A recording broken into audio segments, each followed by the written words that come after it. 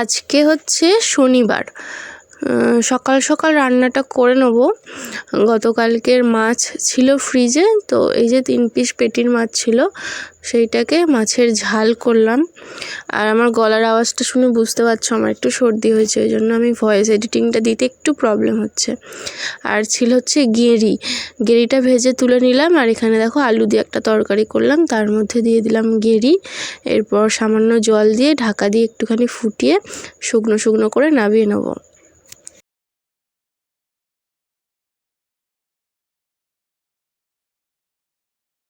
আজকে আয়ুষকে স্কুলে পাঠাইনি, ওর শরীরটা একটু খারাপ ছিল।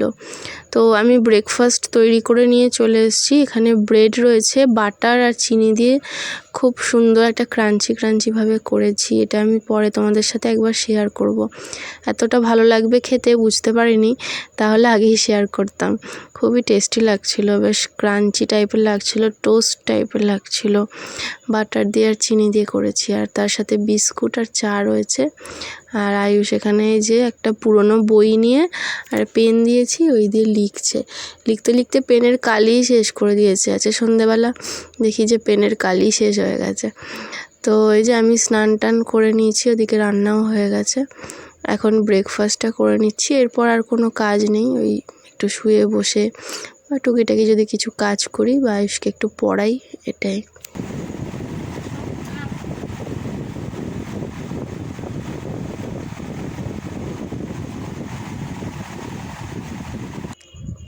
দুপুরবেলা ঘুমানোর আগে বাইরে যা যা মেলা ছিল সেগুলো সব তুলে ঘরে এই যে মিলে দিলাম। সব জল ঝরে গেছে, বাট ওই যে ভিজে ভিজে রয়েছে, সমস্তটা ঘরে মিলে দিলাম। দুপুরবেলা ঘুমিয়ে পড়বো, তখন দেখবো যে ঝমঝমিয়ে বৃষ্টি আসবে আর শুকনো জিনিসগুলো সব ভিজে যাবে।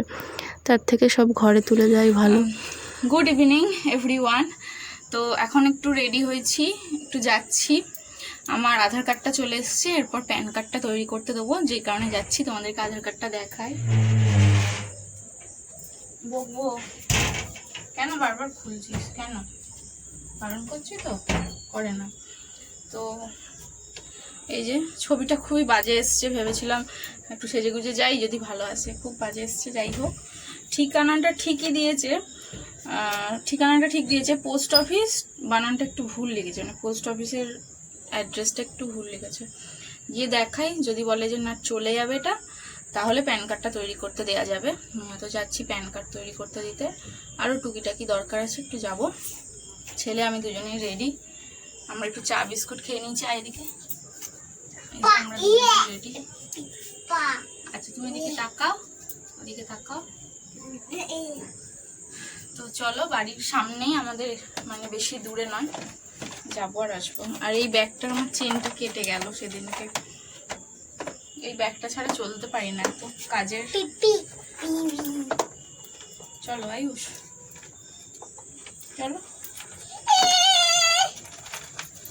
চলো।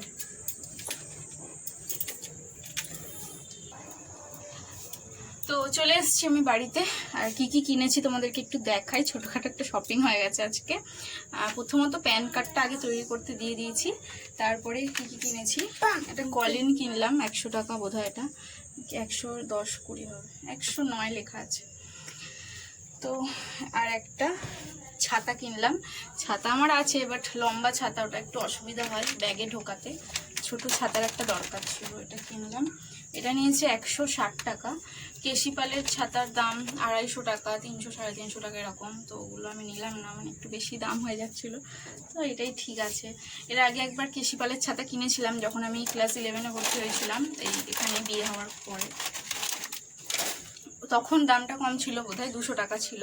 তখন কিনেছিলাম একটা, কিন্তু ওটা হারিয়ে গেছিলো। তারপর থেকে দামি ছাতা কিনতে ইচ্ছে করে না, তো এটাই ঠিক আছে। আর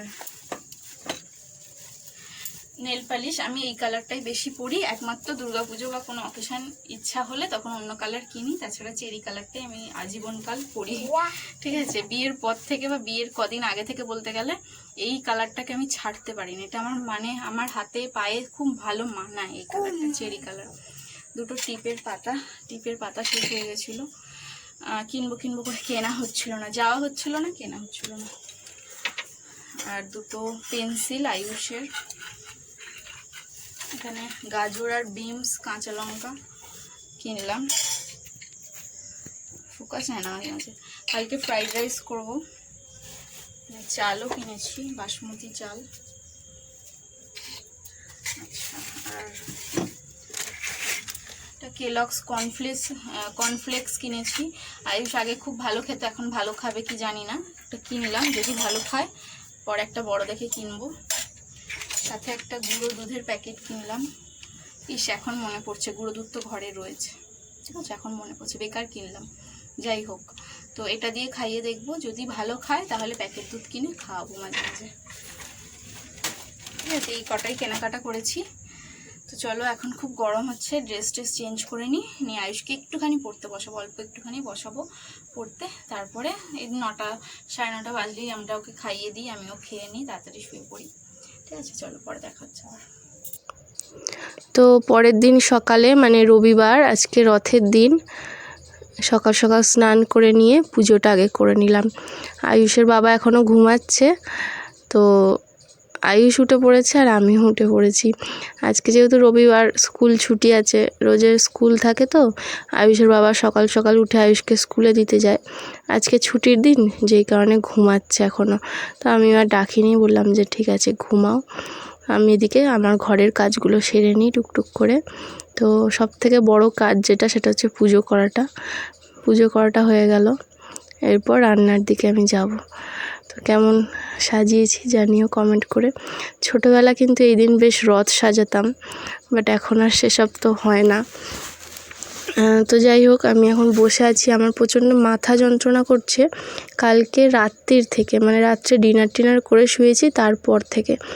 কালকে একটা ওষুধ খেয়েছি, মানে ওই রাত একটা এরকম নাগাদ করে, বাট কমেনি।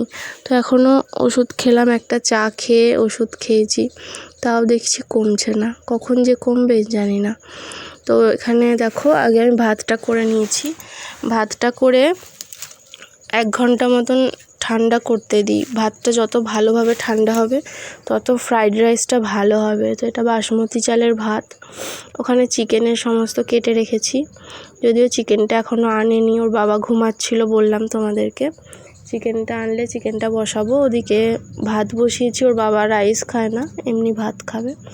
আর এখানে এই যে গাজর, বিনস, পেঁয়াজ সমস্ত কাটা রয়েছে। এখানে রয়েছে গোলমরিচের গুঁড়ো, শেজওয়ান ফ্রাইড রাইসের একটা মশলা পাওয়া যায় দোকানে, ওই মশলাটা রয়েছে। আর রয়েছে একটুখানি সয়া সস। তো ওই যে সাদা তেল দিয়ে দিয়েছি কড়াইতে। আর এইটাতে কোনো ফোড়ন দেবো না, মানে তেজপাতা, গোটা গরম মশলা ফোড়ন দেবো না। এটা আমি একটু রেস্টুরেন্ট স্টাইলে বা ধাবা স্টাইলে করতে চাইছি। ধাবা ঠিক নয়, মানে ধরো এই জোম্যাটো থেকে অর্ডার দিলে দেখবে, জোম্যাটো থেকে অর্ডার দিলে যদি ফ্রাইড রাইস অর্ডার দাও, এরকম টাইপের একটা টেস্ট আসে। তো সেটা না খুব ভালো লাগে খেতে আমার, যেই কারণে ওই স্টাইলটা বেশ করি, মাঝে মাঝে ওরকম স্টাইলে করি, ভালো লাগে। আবার বাঙালি স্টাইলে, মানে পোলাও স্টাইলেই ধরো গোটা গরম মশলা ফোড়ন দিয়ে, তেজপাতা ফোড়ন দিয়ে, একটু হালকা একটু চিনি ব্যবহার করে, ওটাও ভালো লাগে খেতে। বাট এইটা ইদানিং একটু বেশি ভালো লাগছে বলে করছি। এটাতে মশলাপাতি খুবই কম লাগে। তো গাজর আর বিনসটা ভেজে নেওয়ার পরে তো ওর মধ্যে দিয়ে দিলাম 2 চামচ মতো সয়া সস। ভিনিগারও দেওয়া যেতে পারে, বাট ভিনিগার আমার ঘরে ছিল না, নাহলে এই 1 চামচ কি 2 চামচ ভিনিগার দিলেই হবে। এইটাতে ওই স্টাইলটা, মানে ওই টেস্টটা আসে। ওই জোম্যাটো থেকে অর্ডার করলে, বা আমি একবার ওই কি একটা জায়গায় গিয়ে একটা রেস্টুরেন্ট থেকে কিনেছি, রেস্টুরেন্ট ঠিক না, কি ওটা বলে, যাই হোক ওখান থেকে কিনেছিলাম। ওখানে এরকম ভাবে বানিয়েছিল, তো সেই স্টাইলে আর কি বানাচ্ছি। তো এই যে একটু পেঁয়াজটা একটু নাড়াচাড়া করেই ভাতটা দিয়ে দিতে হবে, আর সামান্য নুন, গোলমরিচ গুঁড়ো আর শেজওয়ান মশলাটা দিয়ে একটু নাড়াচাড়া করে নামিয়ে দিলেই হবে। তো এরপরে দেখো চিকেনটা আনলো এই সবে, চিকেনটা ধুয়ে নিয়ে এসেছি, এই যে ম্যারিনেট করে নেবো। চিকেনের যে মশলাটা পাওয়া যায়, ওই মশলাটা একটু ব্যবহার করি, তার সাথে আদা রসুনের পেস্ট, নুন, লঙ্কার গুঁড়ো, হলুদ গুঁড়ো, একটু কাঁচা সর্ষের তেল। আজকে গরম মশলার গুঁড়োটা শেষ হয়ে গেছিলো, আর ওর বাবাকে আনতে বলবো ভুলে গেছিলাম, যেই কারণে গরম মশলা গুঁড়োর বদলে একটুখানি বিরিয়ানির মশলা দিয়েছি। বিরিয়ানির একটা গুঁড়ো মশলা পাওয়া যায়, সামান্য একটু দিয়েছি। তো এই যে ভালো করে ম্যারিনেটটা করে নিচ্ছি। কাশ্মীরি লঙ্কার গুঁড়ো ওর বাবা খুব একটা আনে না, বলে কাশ্মীরি লঙ্কার গুঁড়ো ছাড়া তুমি এমনি লঙ্কার গুঁড়ো দিয়ে করো, কালার যদি না হয় তো না হবে, অসুবিধা নেই। তো কালারটার জন্য কম হবে, লঙ্কার গুঁড়োটা কম দিই, ছেলে বেশি ঝাল হয়ে গেলে খেতে পারবে না। এই টমেটো আর অল্প লঙ্কার গুঁড়োতে যেটুকু কালার আসবে তাইতেই রান্নাটা করব। কাশ্মীরি গুঁড়োটা একমাত্র কোনো অকেশন ওয়াইজ, মানে ধরো ওই ছেলের জন্মদিন বা ওর বাবার জন্মদিন হলো তখন বললে তখন বলে ঠিক আছে নিয়ে এসে দিচ্ছি, কিন্তু তাছাড়া আদার্স টাইমে বলে যে এমনি লঙ্কার গুঁড়ো দিয়ে রান্না করতে। তো যাই হোক, আলুটা ভেজে তুলে রেখেছি, এখানে পেঁয়াজ টমেটোটা ভেজে নেওয়ার পরে দেখো মাংসটা দিয়ে দিলাম, দিয়ে এখন মাংসটা বেশ কিছুক্ষণ ধরে কষাবো। কষাতে কষাতে মাংস থেকে একটা জল বেরিয়ে আসে, ওটাতে খুব ভালো একটা টেস্ট আসে, ওই জলটা যে বেরিয়ে আসবে তারপর আরও কষাতে হবে, আরও কষাতে হবে, এরকমভাবে কষিয়েই যাব। আর ওইদিকে আয়ুষ কী করছে দেখো, আয়ুষকে একটা পুরনো খাতা দিয়েছি আর সাথে রয়েছে পেন, পেন্সিল দিয়ে আবার লিখতে চায় না বাবু, লেখে পেন্সিল দিয়ে আমি যখন লেখাই, বাট ওই একা একা যখন লেখে ওর পেন চাই।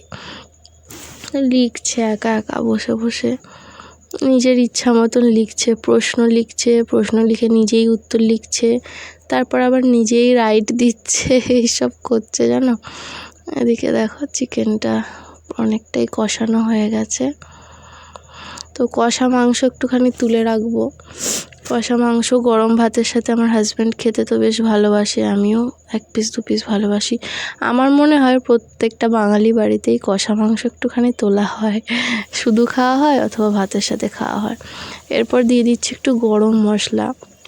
আমি একটা ভিডিওতে, গরম মশলা কেন বলছি, গরম জল।